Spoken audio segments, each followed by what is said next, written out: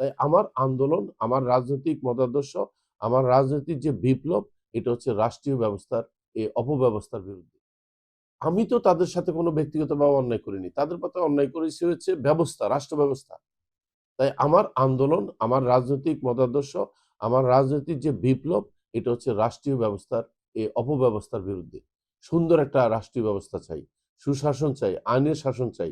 আরেকটা জিনিস যেটা আমি খেয়াল করেছি, আমাদের সামাজিক নিরাপত্তা বলতে নাই।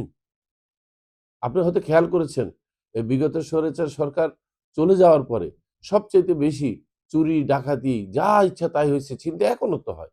রাস্তাঘাটে কেউ হাঁটতে পারে না। তাই এটার জন্য কি সরকার দায়ী নাকি? এটা হচ্ছে আপনার রাষ্ট্র ব্যবস্থাটাই ঘুণে ধরা। আমি সরকার, বর্তমান সরকারকে আঙ্গুল দিয়ে ইয়ে করে লাভটা কি আমার? উনি যে আইসা হাত দিয়ে ধরছে এটাই তো যথেষ্ট, ধন্যবাদ দেওয়া উচিত। কিন্তু রাষ্ট্র ব্যবস্থা যে খারাপ অবস্থা, এটাকে সংস্কার করতে যে সময় দরকার, আসলে এটা কখনো করা হয়নি।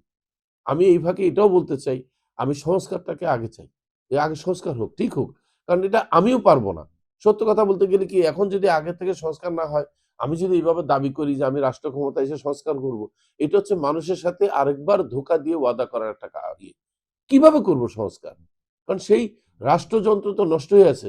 তাহলে সংস্কার করতে হবে একটা নিরপেক্ষ অবস্থান।